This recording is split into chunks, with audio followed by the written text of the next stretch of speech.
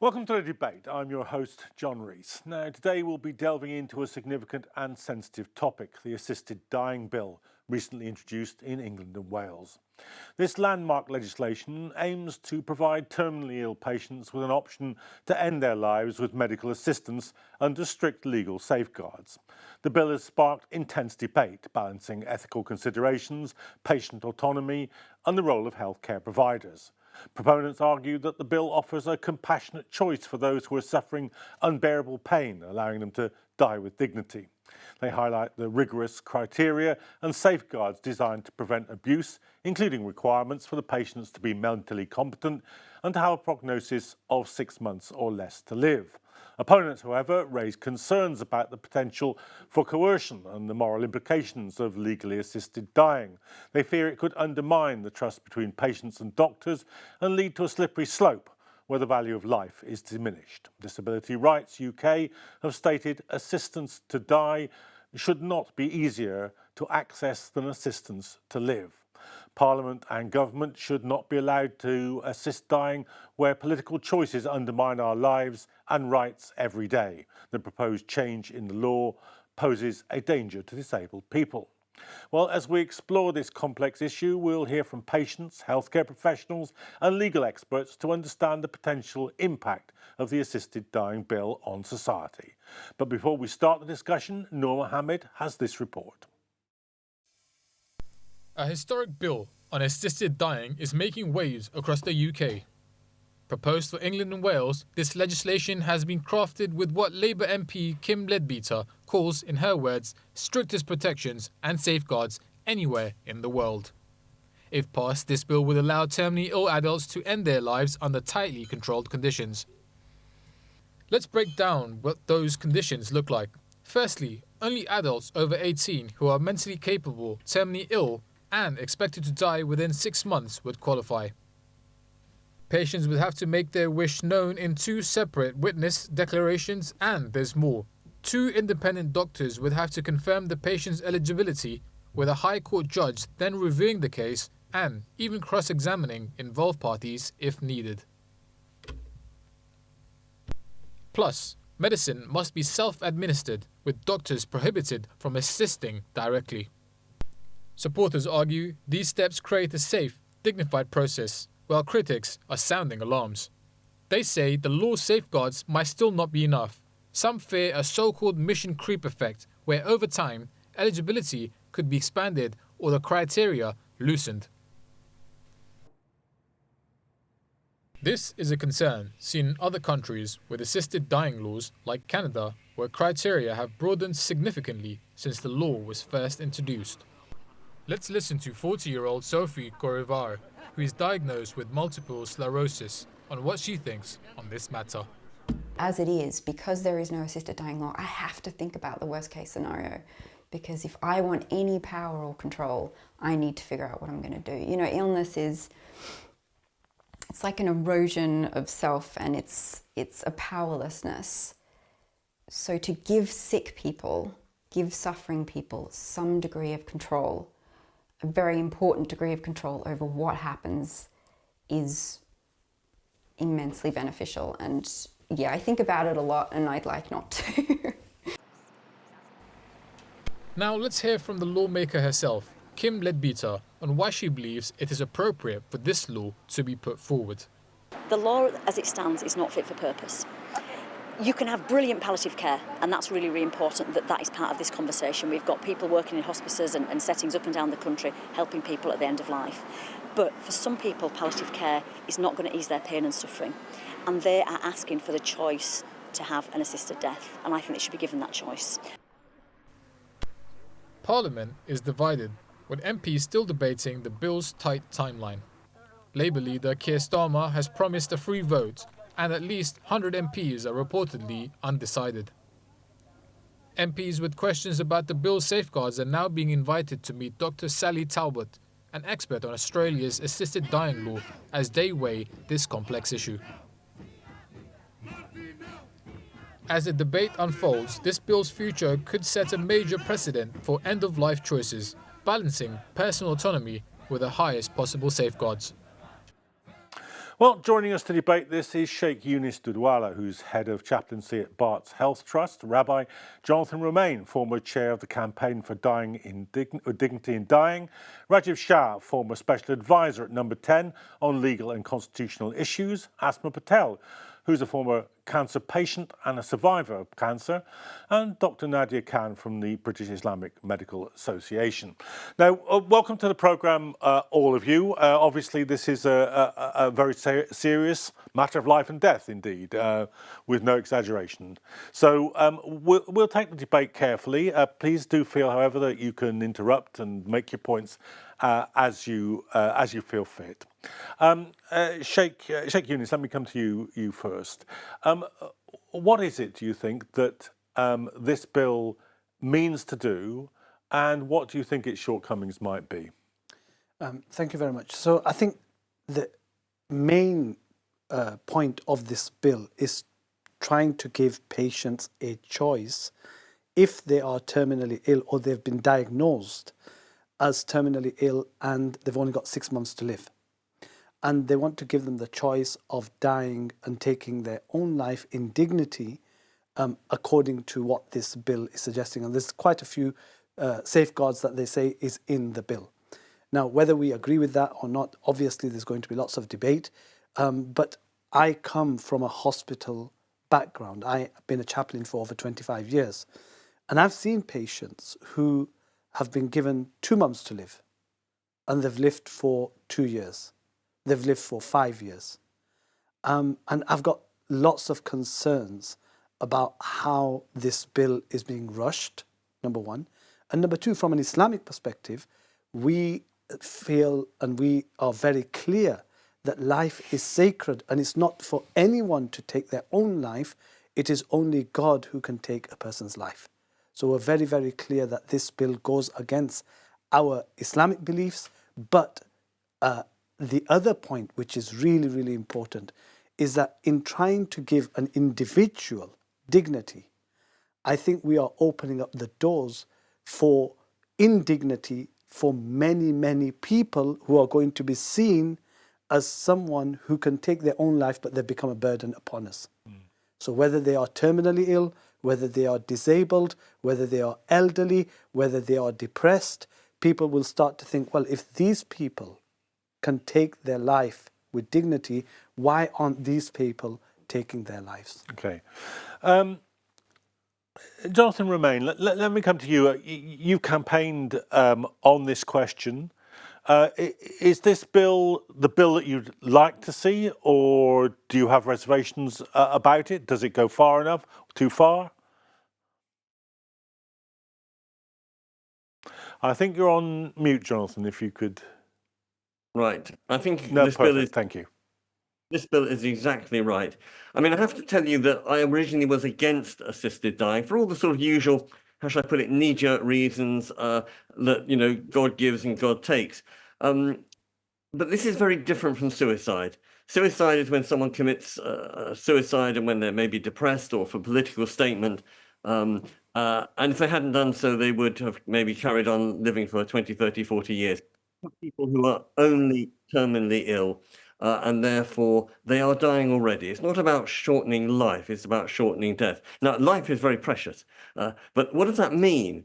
I would say go further, life is sacred. But again, what does it mean? It means we have to take our own lives very seriously, use them as best as possible, and respect the lives of other people. But when life has come to an end, and it is unbearable, and the person is in great pain, and they are dying already. And I'm sure you and many of your listeners have seen people with horrible diseases, and some people will carry on to the very last moment, and they should receive every help and support, palliative care and prayers and nursing and hospice care, which is wonderful. But if people want to let go, because they're in agony, they can't even move their limbs, they can hardly swallow, they're about to choke to death in a week or two because their lungs have given up or filling with water, then in whose interest are we keeping them alive against their will? And I see this because I spend, as a rabbi, much of my life visiting people in hospice, in hospitals. And despite the wonderful work that the nurses do, they cannot help everybody. And what was very clear, because you don't have to believe me, I'm just one individual, is that the Parliament set up a committee, and it worked for 18 months, consulting doctors, palliative care specialists, And it came up with not a recommendation, but two very clear conclusions. One was that there is no slippery slope. That if you start off with a very tough law, and this law is incredibly tough, it's going to be one of the toughest in the world in terms of checks and balances, and then it will stay that way. And that's not just theoretical thinking. We know that because it's exactly this law that has been in Oregon for the last 25 years. It means we've got a quarter of a century's worth of experience, of medical records, of research showing that this law works. And by the way, the Oregon law is exactly the same, except that this law that Kim Ledbetter is producing is even stronger than the one that's been operating so successfully. And the other thing is it doesn't affect people unless they are terminally ill. So people with a disability are not terminally ill. They can have long lives. They can have very enriching lives, as we saw from the Paralympics.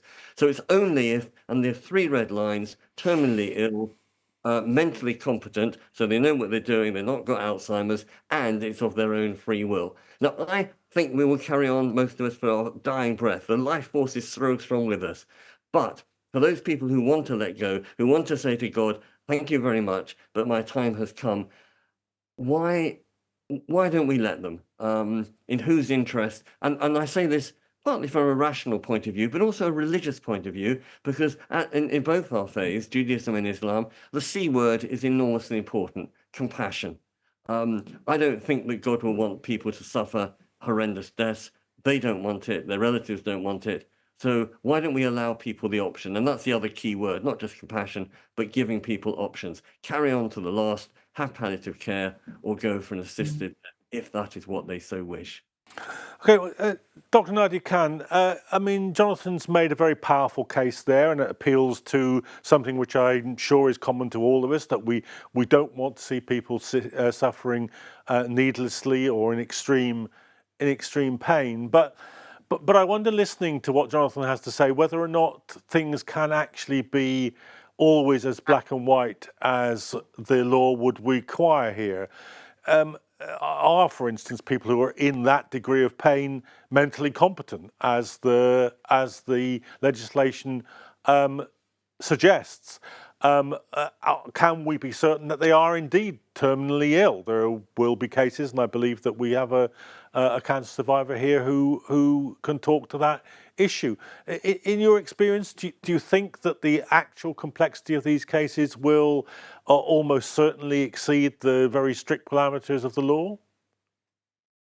Thank you. Yes. So I work in palliative care, and I'm very privileged in the job that I do, alleviating suffering and supporting people to find dignity towards the end of life is why I get up in the morning and go to the work that I do. I think that the issue with the definition terminal illness is that this is a very ambiguous term, and a person that, and it can be very, very difficult to prognosticate, which means to accurately predict how much time a person may have going forward in the future. So I work in a setting where I should be seeing patients who are ostensibly, they appear to be in the last weeks of life or even last days of life, but sometimes with the right care, with the right support, with good symptom management, their prognosis actually improves. They look better, they feel better, and so time is not necessarily as short as what doctors may say, and vice versa as well. It is very notoriously difficult to prognosticate, and it gets even harder with illnesses that are non-cancer and in frailty and dementia as well. So there's a real concern about the 6-month cut-off point, if you will. How feasible and how appropriate is that? Can we actually, envisage that for the patients across the board? And will there be patients who end up undertaking this who would actually have had very good quality of life and also length of life if they receive the right support and care? And one of the main concerns that we have is that palliative care, which is the field that I work in, we know that up and down the country, palliative care funding, which relies predominantly on charity giving, charity funding is reducing due to the cost of living, due to the pressures. the healthcare system is under a huge amount of pressure. Often patients come to me who are very unwell, but also quite traumatized by the healthcare system and the challenging experiences that they've had with accessing care, good healthcare, but also social care as well. So actually, how does that then fit into their decision making? Coercion is another concern, but it's not necessarily just coercion from other people. It's that internal pressure that people experience when they're unwell, where they may feel like they're a burden to others. And actually, how do we manage that as well? That may factor into a person's experience of pain. It may factor into how they feel about undertaking assisted dying. So there's a lot to this, and it's not as black and white as is. Obviously, a bill like this will need to have parameters put in place in order to be practical.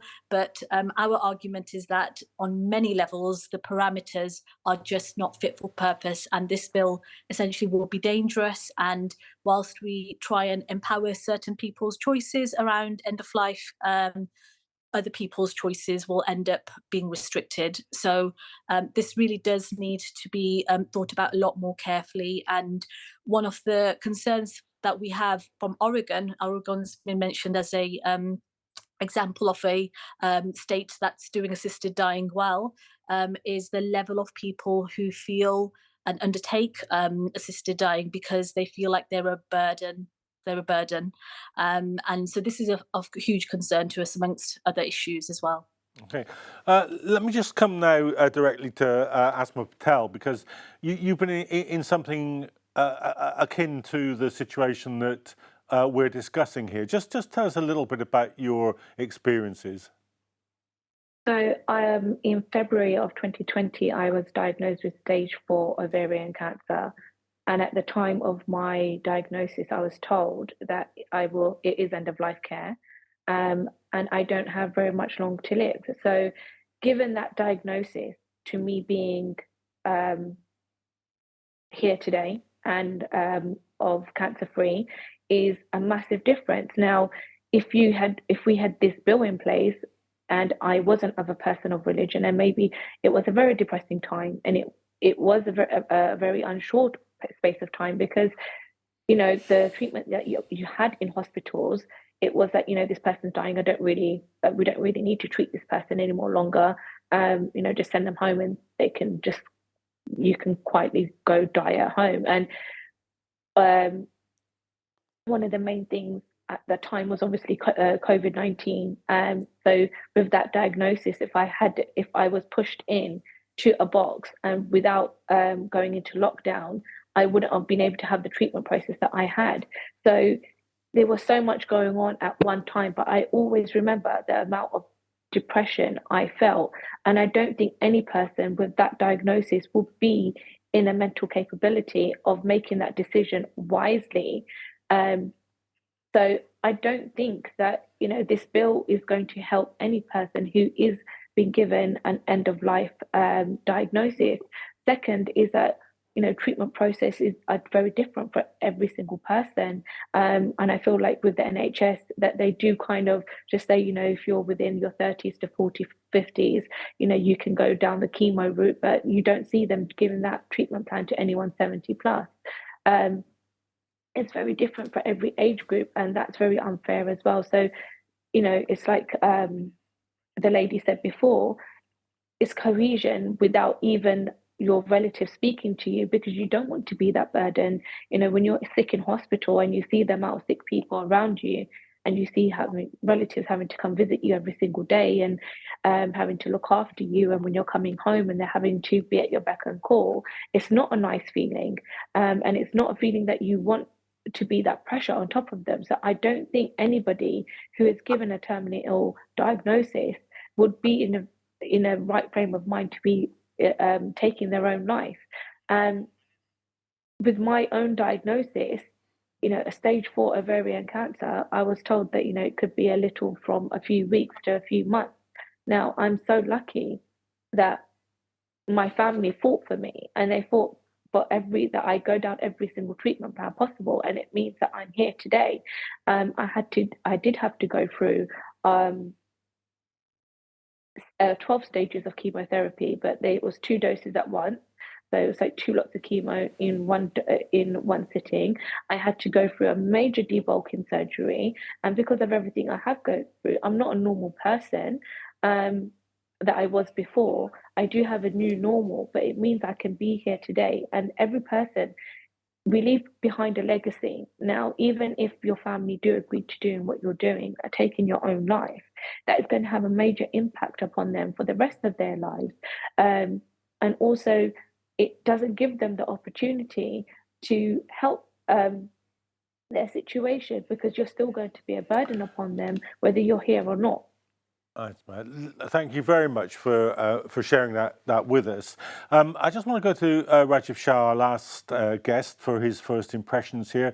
Rajiv, isn't this a legal minefield? Isn't it almost impossible to make these decisions or to write a law that can deal with the complexity of medical conditions that people find themselves in? Aren't we almost inevitably heading to some very unpleasant court cases here? Absolutely. I'm very concerned about whether the bill actually, as drafted, is capable of achieving the objective it says it has. The first point to note is I've got a copy of the bill here. It is 40 pages, 40 clauses. It is the longest private member's bill, as far as I could establish. So it is incredibly complex, and it's only been published a few weeks before the vote in Parliament. So there's not much time to properly scrutinize it. But from what I've seen so far about it, and I'm happy to go into it, I believe that it doesn't achieve the safeguards that it claims to have. So, one feature which I think is being much vaunted is the fact that on top of the 2 doctors, it has to go to a High Court judge for approval. But just today, Sir James Mumby, who is the former president of the Family Division of the High Court, so he's the former president of the bit of the High Court that will be dealing with those cases, has analyzed the bill and has come out saying he doesn't think, given what's in the bill, that judges will be able to spot signs of pressure or coercion, and that therefore it is not an effective safeguard. And when it comes to other matters, such as the requirement for terminal diagnosis, I mean, as we've heard, these things can be very imprecise. Doctors can disagree with each other. The judge doesn't have the medical competence to be able to say, oh, doctor, yes, I agree this person indeed has 6 months left to live or not. So all he can do is check that the process has been followed, but he can't go behind it. And similarly, the court just has to go on the evidence that is before it. So yes, it could interview the patient or the doctors, but unless there is a full investigation done, the court is incapable of knowing whether there is pressure applied there or not. And the same problem applies insofar as the doctors are concerned. So yes, the doctors will be required to speak to the patient, but medical confidentiality still applies. So they are not able to speak to family members without the patient's consent. And so they may not be able to figure out that actually the nephew has information that the son is pressuring grandma into going for assisted suicide, because they just don't have access to that information. They're not trained investigators. And it's very interesting comparison to how we do organ donations. So if you want to do an organ donation when you're still alive, you have to be approved by the Human Tissue Authority. And the Human Tissue Authority has investigators that will go and interview you, interview the person you are donating to, interview your family members, to be able to figure out whether you are indeed being pressured or not. And doctors just do not have the ability or the legal powers under this bill to carry out the same level of exercise. Rajiv, I'm just going to have to stop you there, because we have to take a short break for a moment. I'm sorry to interrupt you. We will come back to that discussion, though, as soon as we've had this break.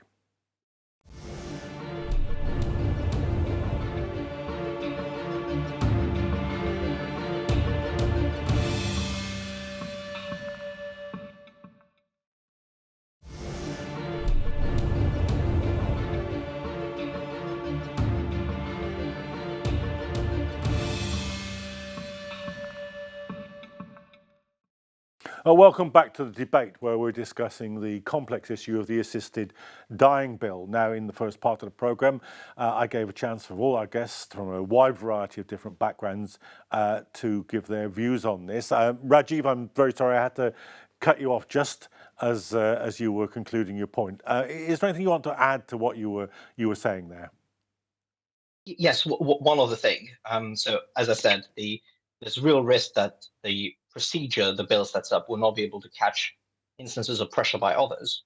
But the bigger even concern I have is the way the bill is defined. Feeling that you are a burden doesn't vitiate your consent for the purpose of the bill, or being pressured due to circumstances also doesn't vitiate your consent, because the bill only refers to coercion or pressure by another person.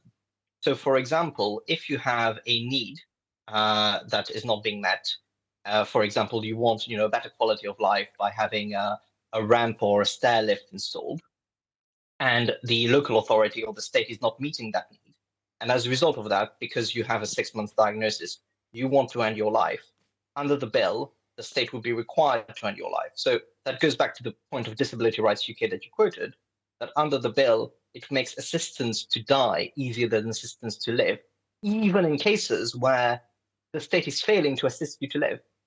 It could end up in a situation where it has a duty to help you die. And I think that's deeply perverse, and the bill does not safeguard against that because it only talks of pressure by another person. Okay, well, we've had a first round of responses there. I want to go back to Jonathan, though. Jonathan, I think you're the only one of our guests that put the case in favour of the bill. So I'd just like to give you the chance to respond to some of the points that were raised there. Let me start off with that fundamental point: that is there an inconsistency in the framing of the bill that anybody who's in such pain that they want to end their life couldn't properly be said to be entirely competent, that they're under a strain that would not normally be the case, that perhaps there are social conditions which should be taken into account, as I think Rajiv was saying. Are any of those points, do you think, valid? Well, I think it's always worth taking into account any possible fault lines or objections. But you have to bear in mind that in every country where this has been introduced, it has never been repealed. In other words, people haven't sort of said, whether it's the general population or the parliamentarians, that it's not working or that it's proving disastrous.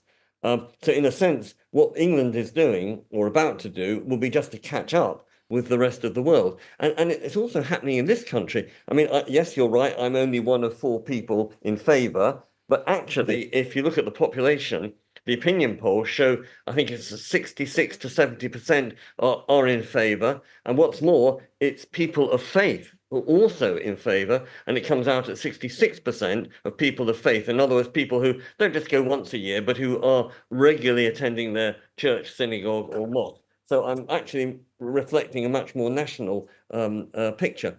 But if you think of the medical authorities, British Medical Association used to be opposed, has now shifted to being neutral. In other words, giving individual doctors. Why have they done that? Why have they seen the light, so to speak, that it's certainly up for individuals to decide? Not just the BMA, but also the Royal College of Nurses, Royal College of Doctors, Royal College of Surgeons, Royal College of Physiotherapists. All the Royal Colleges have shifted from being opposed to being neutral. That must tell you something about how it works elsewhere. And it's not in opposition to palliative care, although I must admit that in Oregon, palliative care was originally against assisted dying, but now they work very harmoniously together. In fact, the good news here is that in countries where there is assisted dying, the attention giving and the funding giving to palliative care has actually risen as a result. And again, in Oregon, I keep on mentioning Oregon simply because other countries have done it for 4 or 5 years maybe, but Oregon 27 years now. And you know, the evidence is there. We're talking about not just opinions, but evidence. And many people, for instance, in Oregon, will have palliative care first, get to a stage where things are unbearable, and then will opt for an assisted dying. And this bill, by the way, on the 27th of November, the vote isn't to pass it. The vote is whether it should go to the next stage, at which point precisely all these concerns will be addressed. MPs will have a chance to scrutinise it, to debate it, maybe to add clauses. Maybe if people have got extra concerns, they can be put into the legislation. So the vote is not to decide for or against, but the vote is to decide whether this can now go to MPs' scrutiny. And I think that's very important. So at least people have a chance to debate and discuss all these really valid considerations that we've just heard expressed just now. Dr. Nadi Khan, do you think that opinion is shifting in the medical profession? You know, Jonathan's given us some indication that it might be. Is that your feeling? Yes, so I think Jonathan raises a point, which is that doctors are reflecting a shift, and I think this is part of the broader societal wave as we move into a postmodern society, and an area where actually we're a post-religious society as well. So there is appropriate conversation around compassion, choice, autonomy, and that's reflected within the spectrum of opinion. But I would like to point out that the two societies of doctors that have the most to do with people who are approaching end of life, so that's the Association of Palliative Medicine and also the British Geriatric Society. So that's a society that represents people, doctors who look after people of old age. They are both in opposition to assisted dying for many of the reasons that have already been discussed.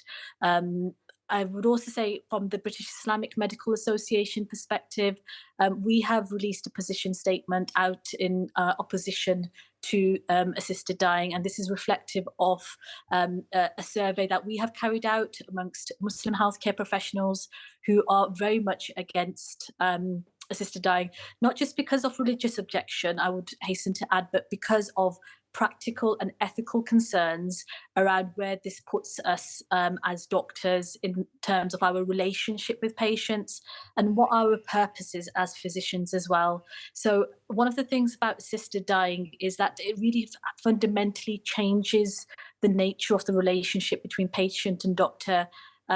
Most doctors that you speak to will have gone into the profession to heal, to help people, not to harm people. And this needs to be considered as well in terms of the spectrum of feeling.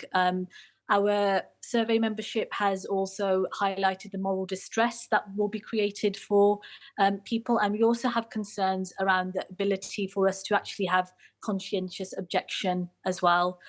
So there's a lot to it. One of the quotes I can give you is our member has said that a clinician's role is to help treat patients and alleviate their symptoms whilst preserving life, not facilitating killing and death.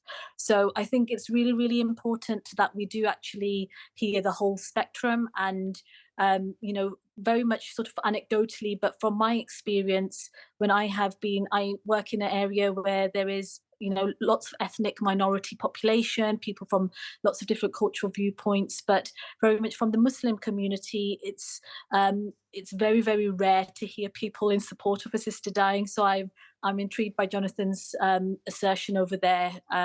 However, I think that there's scope to discuss this. We do want to try and work towards compassion. It's about how we do that. And I think assisted dying is the wrong answer to the right question, which is how do we look after our most vulnerable in society, those who are suffering, and be able to provide them with the means of hope within that suffering. Okay. So let me just move the conversation on a little bit. Sheikh Yunus, you've been quietly observing this debate as we've been going on. Let me bring it back to you. Are we not already partly down this road? Because there are conditions in which patients are perhaps only able to survive by life support machines. They may not be even capable of making the decision themselves, as this act would require. That decision is now not always in the hands of the medical teams. It's kind of, if you like, already franchised back to the relatives or others. So, aren't we in a certain sense already on what some regard as a slippery slope? No, I think there's a huge difference between what this bill is proposing and what we have currently. So every doctor is trying to keep someone alive and trying to do the best towards their patients without thinking of taking them to the other side, taking them towards death. At the moment, if someone is extremely ill and the doctor is not able to help them survive, then they will let them go naturally. And that natural death is different to assisted death. So I think we can't compare both. And just a few points on what's been said already in terms of there's a really good collection of essays which has been collected by Professor Julian Hughes on the assisted dying subject. And I was with him on a panel yesterday, and he mentioned quite a few things which have been mentioned today. One which Jonathan mentions, he's saying that we're catching up with the rest of the world. But that's not true. 8 billion people live in this world. Only 300 or 400 million have access to assisted dying. The rest of them don't. So, we are with currently the majority way across the board.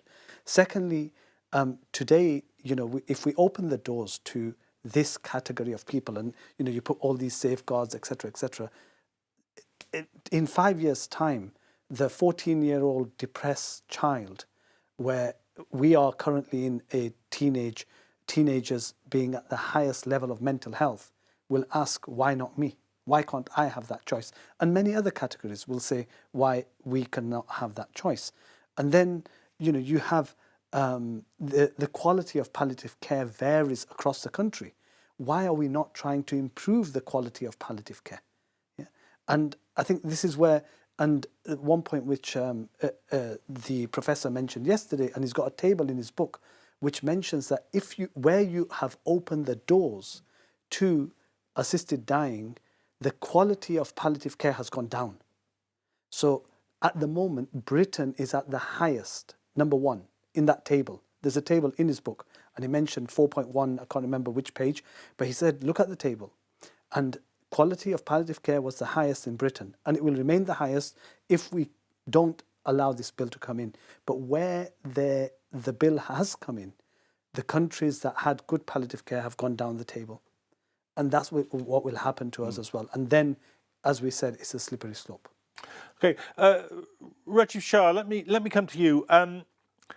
Do you think that in some ways there might become parallel, not a good parallel perhaps, but a parallel with capital punishment? I mean, one of the reasons why capital punishment was abolished, not the only reason, but one of the reasons why it was abolished is because whatever you thought of it in the cases where people were actually guilty, there were then cases where they weren't. They were innocent and they'd suffered capital punishment and nobody could take that back. Do you think we'll be in the courts, and perhaps even if Jonathan is right about 90% of cases, if there are 10% of cases where it's proved to be wrong, those people can't be brought back to life and people will say, well, look, whatever the arguments might be, the exceptions do vitiate the rule here? I think the analogy is absolutely right. And Jonathan mentioned opinion poll. There was a really interesting opinion poll done by King's College London, looking at some of the reasons why people were in favor. And it did find, about 66% of the population is in favor of assisted suicide. But then they were asked, if it turned out that someone was pressured into it, would you change to being opposed? And half of those said yes, they would. So once you factor in the sort of possibility of mistake, actually there isn't majority support for that. And what I would say is, as Edmund Burke, the great founder of conservative philosophy, said the task of MPs is not just to follow public opinion, but to scrutinize and act as representatives. And that is what MPs need to do. And you're completely right with the capital punishment analogy. There is no risk-free option. Lord Sumption, the former Justice of the Supreme Court, who has now come out actually in favor of assisted suicide, had an article where he was very honest, and he said there is no risk-free option. Some people will be pressured into it. He personally thinks it's worth it. for the benefit that it brings, as Jonathan outlined, to those who are in great pain, to allow them to die with dignity. But other people, and I would certainly count myself in that category, would think that the risk of one wrongful death is one too many. And there is another analogy with capital punishment. And it is that some of the drugs that are used for assisted suicide are also the drugs used for the death penalty. And you remember there's great controversies about some of those drugs in the United States when there was a case of someone being executed who took 5 minutes to die. There was great controversy about that. But in Oregon, I think it turns out that about half of cases take over 50 minutes to die. And yet, no one seems to be particularly concerned about that. So I think your analogy with capital punishment is right on two grounds. Asma, you're the only one of us that's actually been in this circumstance. I wonder if I could just impose on you and ask this question really. Did you feel that the social circumstances around you, the medical circumstances you were in, the kind of hospital that you were in, the kind of care that you might have expected, was that something that was featuring in your mind? Did you ever think if I was in Harley Street, maybe I'd feel different about this? I'm assuming you weren't in Harley Street. No, I was in Whipps Cross Hospital, and I received some of the worst healthcare you could possibly get on the NHS, and it was demoralising. And the only thing that some of the nurses and doctors did was continually give me morphine, and they found out along the line I'm allergic to morphine, and I couldn't stop vomiting. So it's kind of like when you're in that situation, it's like, do I actually want to live? Do I want to go through this? Because I don't want to be in this amount of pain. But when they transferred me to St. Bartholomew's in St. Paul's, my healthcare was completely different, and I got some of the best healthcare the NHS had to offer, and it brought me almost back to life. And that is the biggest difference: is the quality of healthcare that we're getting. But what I'm mostly upset about this bill is that why are politicians deciding whether we live or we die? That is should not be, and it is not their right to have. At the end of the day, we have got Gaza as an example where I have seen multiple amputees. I've seen children that have almost all 4 limbs removed, but yet they're making the best of life and making the best of the situation that they're given. And I'm sure they don't want to go on in life with all 4 of their limbs missing, not knowing if they're going to live or die tomorrow because they've just survived one bomb attack, or if they're going to survive the next 3 or 4. But they're making the best of life and the best of every situation. Why aren't our governments teaching us this is what on the bookshelves you've got assisting it was a book I saw in Waltonstones in the window, and I was like, is this what our society has to offer? Assisted dying. Why are we not teaching people the beauty of life? What we've learned from Palestine, Palestinians don't need us, we need them, because they have taught us humanity, they have taught us the quality of life, to make the best of life. And I don't feel what this bill is giving us is the best of life. It's giving us that your government doesn't care about you. They don't care about the quality of care that you're getting, whether you're going to live or not going to live. As I said before, I was given a prognosis that I'm not going to make it. I had the conversations were given to my family that she's not going to make it, just take her home to die. And I didn't. What about this? What about if there's a change in medication and there's something that can make you survive now, whatever illness you've been given, or a terminal illness that you've been given? There's medicine is always evolving. And what about if your family have got to live with that for the rest of their lives? If 6 months down the line, there's a new medication that could have saved this person that was dying of X, Y, and Z medical condition, they have to live with that for the rest of their lives. This is a situation that's always evolving. But I just don't feel like politicians should be given the ability to decide whether we're going to live or die. Instead, why don't you invest in our NHS, invest in our healthcare system, so we do have the best of the abilities. At the end of the day, I didn't have to have a stage 4 diagnosis. I went to my doctor in April 2019, and I complained numerous of times that there's something wrong with me. Yeah. So, thank you very much. I'm just going to have to stop you there because the program's beginning to come to an end now, and I just want to give the other panelists here a last minute to kind of sum up. And I guess the point that we've reached in the discussion, and perhaps this would be a good place to get your views on this, is that context, as always, is king. And one person that might have a very supportive family, be in the very best of healthcare, might make one decision, and another person with equally painful diseases and an equally grim prognosis, friendless, familyless, in poor conditions, might make another. And Jonathan, that's certainly a imaginable circumstance. Yet, would it be right for them to make the decision on that? You've got a minute.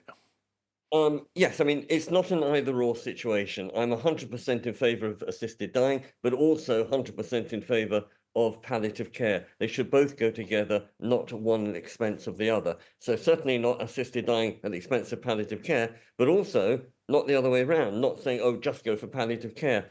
And I know I'm in the minority in this discussion, but and what everyone said is utterly valid for themselves, but it may not be valid for somebody else. And I think it's almost, if you don't mind me saying so, a little bit unkind to say, this is what I believe, and therefore this is what other people should believe. By all means, hold your own beliefs, just like I hold mine, but let's not lay the law down for other individuals. And we're not talking about politicians laying the law down either. All the politicians will be doing is giving people options. I think Asma herself had just shown that the life force within her, and all credit to Asma, is so great that she pulled through. And that's exactly what will happen, or what does happen right now.